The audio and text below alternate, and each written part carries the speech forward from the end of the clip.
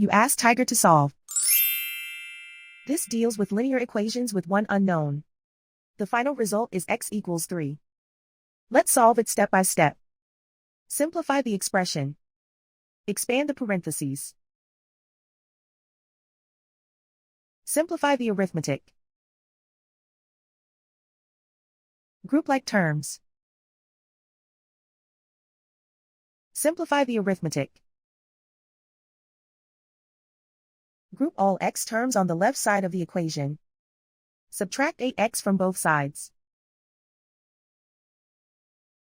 Group like terms. Simplify the arithmetic. Group like terms. Simplify the arithmetic. Group all constants on the right side of the equation. Subtract 23 from both sides. Simplify the arithmetic.